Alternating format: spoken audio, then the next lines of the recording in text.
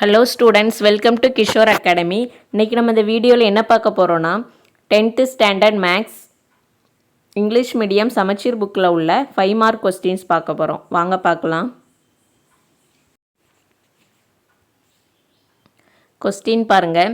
If a b c are 3 consecutive terms of an AP and XYZ are 3 consecutive terms of a GP, then prove that x power b minus c into y power c minus a into z power a minus b equal to 1 நம்ம proof பண்ணணும். இது உங்கள் புக்கில் exercise 2.7ல் sum number 12. வாங்க எப்படி பண்ணலான்னு பார்க்கலாம். First கொஸ்டினில் என்ன கொடுத்துருக்குன்னு பாருங்கள். ஏபிசி வந்து 3 கான்சிக்யூட்டிவ் டேர்ம்ஸ், அதாவது அடுத்தடுத்த டேர்ம்ஸ்னு கொடுத்துருக்காங்க ஏபியில். அதே மாதிரி XYZ வந்து 3 கான்சிக்யூட்டிவ் டேர்ம்ஸ், ஜிபியில் XYZ. அது நம்ம எப்படி எடுப்போம்? நம்ம ஏபியில் அடுத்தடுத்த டேர்ம்ஸை நம்ம எப்படி எடுப்போம்னா ஏ ப்ளஸ் டி ஏ ப்ளஸ் 2டின்னு எடுத்துக்கலாம். நம்ம கான்சிக்யூட்டிவ் டேர்ம்ஸை இந்த மாதிரி தான் எடுப்போம் ஏபியில். அதே மாதிரி ஜிபியில் நம்ம எப்படி எடுப்போம்? A comma a r comma a r square இப்படி எடுப்போம். இதுலேயும் உங்களுக்கு ஏபியில் ஏ எடுக்கிறதுனால கன்ஃபியூஸ் ஆகிறதுனால நம்ம இந்த ஏக்கு பதிலாக எக்ஸ்ன்னு எடுத்துக்கிறோம். அப்போ ஏ இருக்க வேண்டிய இடத்துல எக்ஸ் மட்டும் போடுங்க. எக்ஸும் எக்ஸ்ஆர் ஸ்கொயர் அப்படின்னு எடுத்திருக்கோம். சரி, இப்போ வந்து நம்ம என்ன ப்ரூஃப் பண்ணணுமோ அதை எழுதிக்கோங்க. எழுதிட்டு இப்போ நம்ம வேல்யூ அப்படி சப்ஸ்டியூட் பண்ண வேண்டியதான். இதை தான் நம்ம ப்ரூஃப் பண்ண போகிறோம். அப்போ எக்ஸ் அப்படி எழுதிக்கோங்க. எழுதிட்டு பி மைனஸ் சி, அதில் இருக்க பி வந்து என்ன வேல்யூனா இந்த ஏபிசியை தான் நம்ம இப்படி எடுத்திருக்கோம். அப்போ ஏ வந்து ஏ, பி வந்து ஏ ப்ளஸ் டி, சி வந்து ஏ ப்ளஸ் 2D. அப்போ பி என்னது ஏ ப்ளஸ் டி மைனஸ் இந்த மைனஸ், சி வந்து என்னது ஏ ப்ளஸ் 2D எழுதியாச்சா? அதே மாதிரி அதுக்கடுத்து ஒய், இதில் வந்து இது எக்ஸு, இது ஒய், இது இசட். அடுத்து ஒய் என்ன போட போகிறோம்? ஒய்க்கு பதிலாக எக்ஸ்ஆர் போட போகிறோம். அப்போ எக்ஸ்ஆர் போட்டுட்டு சி என்னது ஏ plus 2D minus A into இசட்டுக்கு பதிலாக எக்ஸ்ஆர் ஸ்கொயர் இன்ட்டு ஏ இருக்க வேண்டிய இடத்துல ஏ தான் இருக்குது, ஏ மைனஸ் பி வந்து ஏ ப்ளஸ் டி. இதை அப்படியே சப்ஸ்டியூட் பண்ணிடுங்க. சப்ஸ்டியூட் பண்ணிவிட்டு அடுத்த ஸ்டெப் பாருங்கள்.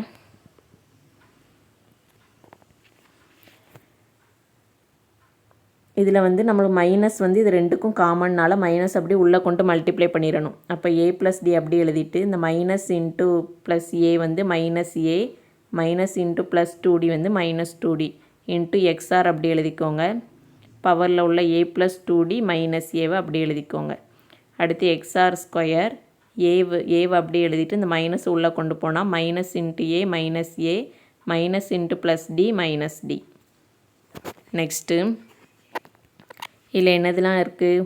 ஏ வந்து ப்ளஸ் ஏ இருக்குது, இதில் மைனஸ் ஏ இருக்குது. அப்போ அது ரெண்டு கேன்சல் ஆகிரும். டியிலேருந்து 2Dயில் மைனஸ் பண்ணோம்னா minus d, bigger number sign minus, அப்போ மைனஸ் டி. அப்போ எக்ஸ் பவர் மைனஸ் டின்னு வந்துடும். அடுத்து எக்ஸ்ஆர் அப்படி போட்டுருங்க. இந்த ப்ளஸ் ஏவும் மைனஸ் ஏவும் கேன்சல் ஆகிட்டுனா 2D மட்டும் இருக்கும். நெக்ஸ்ட்டு எக்ஸ்ஆர் ஸ்கொயர், ஏவும் ப்ளஸ் ஏவும் மைனஸ் ஏவும் 0 ஆயிரும், பேலன்ஸ் மைனஸ் டி. இப்போ நம்ம பவரில் இருக்கிறத தனித்தனியாக எடுத்து எழுதுங்க. இது அப்படி எக்ஸ் மட்டும் இருக்கிறதுனால ப்ராப்ளம் இல்லை எக்ஸாக இருக்கிறதுனால ரெண்டுக்குமே இந்த பவர் வந்து காமன். ஏன்னா ப்ராக்கெட்டுக்கு ஹோல் பவர் தானே, அதனால் காமன். அப்போ எப்படி எழுதிக்கலாம்?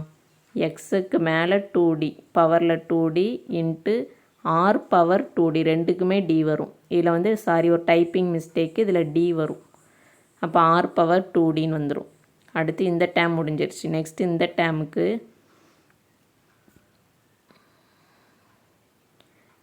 எக்ஸ் இன்ட்டு பவரில் என்ன இருக்குது minus d into r 2 into minus d அப்படி மல்டிப்ளை பண்ணிங்கன்னா மைனஸ் 2D.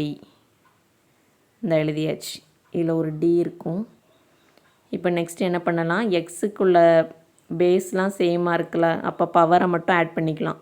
அப்போ எக்ஸுக்குள்ளே பவரை மட்டும் ஆட் பண்ணுங்கள். Minus d plus 2D minus d எழுதியாச்சு. அடுத்து ஆரை ஒரு தடவை போட்டுட்டு அது பவரை ஆட் பண்ணிடுங்க. 2D minus 2D. இப்போ நெக்ஸ்ட்டு ஸ்டெப்பு பாருங்கள். இதில் என்ன வரும்? மைனஸ் டி என்னது மைனஸ் 2D ப்ளஸ் 2d ரெண்டுமே கேன்சல் ஆகி 0 ஆயிரும். அப்போ எக்ஸ் பவர் 0, இதுலேயும் 2d மைனஸ் 2d 0 ஆயிரும். அப்போ எனிதிங் பவர் 0, எந்த நம்பருக்கு மேலேயும் பவரில் 0 இருந்ததுன்னா நம்மளுக்கு தெரியும் 1. அடுத்து r பவர் 0 ஈக்குவல் டு 1. அப்போ 1 இன்ட்டு 1 என்னது 1. இதுதான் நம்ம ப்ரூஃப் பண்ண சொல்லியிருக்காங்க. ப்ரூஃப் பண்ணியாச்சு. ஈஸியான சம். இதில் சப்ஸ்டியூஷன் மட்டும் கரெக்டாக பண்ணணும். சைன்லாம் கரெக்டாக போட்டிங்கன்னா உங்களுக்கு ஈஸியாக வந்துடும். அவ்வளோதான் இந்த சம். Thank you students.